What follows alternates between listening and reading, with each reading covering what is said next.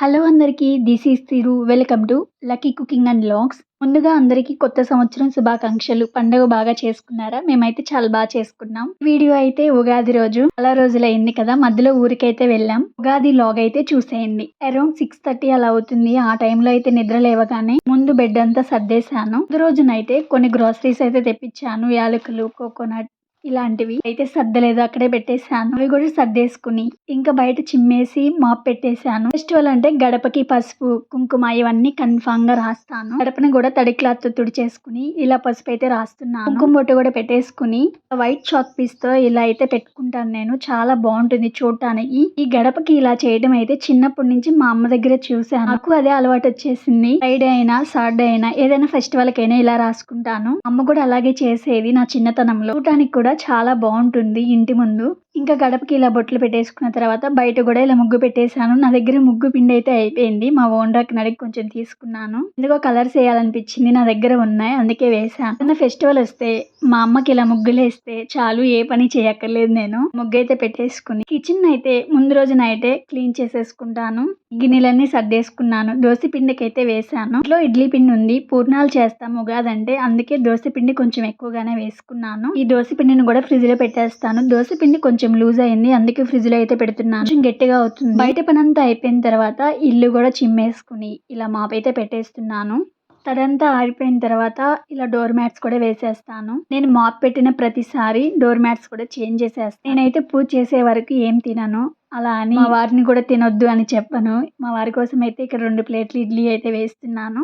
ఇడ్లీ ఉడకగానే మా వారికి అయితే పెట్టించేసాను. చట్నీ ఏం చేయలేదు.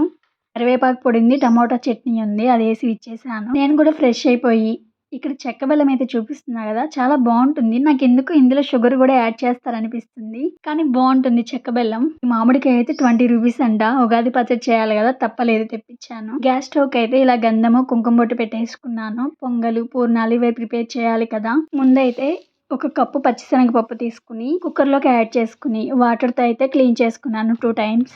ఆ తర్వాత కప్పుకి 2 కప్స్ వాటర్ యాడ్ చేసుకుని కుక్కర్కి మూత పెట్టుకుని 4 or 5 విజిల్స్ వచ్చే వరకు ఉడికించుకున్నాను.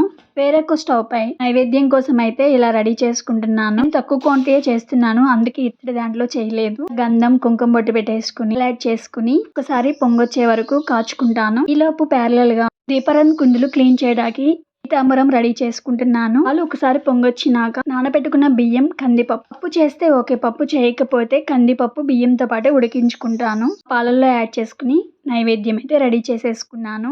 పూర్ణాల కోసం అయితే ఉడికించుకున్నా కదా, ఉండలు చేసుకుని దోశ పిండిలో ఆ ఉండలను అయితే యాడ్ చేసుకుని నేనైతే ఇలా స్పూన్ తోనే వేసుకుంటాను. ఫ్రైకి తగ్గట్టు ఆయిల్ యాడ్ చేసుకుని ఆయిల్ కి తగ్గట్టు పూర్ణాలు అయితే యాడ్ చేసుకుని ఫ్రై చేసుకున్నాను. ఇంకా మిగిలింది ఉగాది పచ్చడి. షడ్రుచులు అంటే 6: పులుపు, వగరు, తీపి, చేదు, కారం, ఉప్పు ఇవన్నీ యాడ్ చేసుకుని ఇలా కుండలో అయితే ఉగాది పచ్చడిని రెడీ చేసుకున్నాను. ఈసారి అయితే చాలా బాగా వచ్చింది ఉగాది పచ్చడి. నేను చేసిన ప్రసాదాలు అయితే దేవుడి దగ్గర పెడతాకి ఒక బౌల్లో అయితే పెట్టేసుకుంటున్నాను. పూర్ణాలు, పాయసం రెండు అయితే ఇలా బౌల్లోకి పెట్టేసుకుని దేవుడి దగ్గర పెట్టేశాను. ఉగాది అంటే పూర్ణాలు చేసేది మా అమ్మ.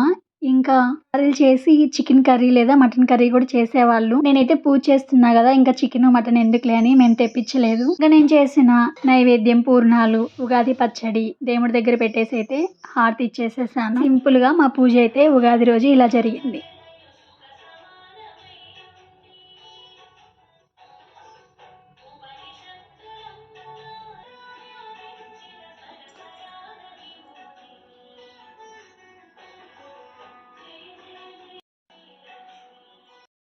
దగ్గర చిన్న కృష్ణుడి బొమ్మ అయితే ఉంది. పూలైతే పెట్టేసి ఊర్లీలో కూడా పూలు పెట్టేసి గడప దగ్గర పెట్టేశాను. అని చేసేలోపు 11 అయిపోయింది టైం అయితే. అప్పుడు కొంచెం ప్రసాదం తిని బ్రేక్ఫాస్ట్ చేసి కొంచెం సేపు రిలాక్స్ అయిన తర్వాత నేనైతే ఇలా రెడీ అయిపోయాను. Get ready with me video కూడా పెట్టాను. నేనైతే కొన్ని ఫొటోస్ ఇలా తీసుకున్నాను. పండగంటేనే శారీ, గాజులు, పూలు ఇవన్నీ కదా. లంచ్ కి ఏం ప్రిపేర్ చేయలేదు. రైస్ పెట్టుకుని టమాటా పచ్చడి వేసుకుని తినేసాం. ఇంకా లంచ్ చేసిన తర్వాత కొంచెం సేపు రెస్ట్ తీసేసుకుని 5:30కి అలా స్టార్ట్ అయ్యాం. చార్మినార్ దగ్గరికి తీసుకెళ్ళమని అడిగాను, తీసుకెళ్లారు మా వారైతే. పర్టికులర్ గా కాశ్మీరీ బ్యాంగిల్స్ కోసమే వెళ్ళాను, తీసుకున్నాను.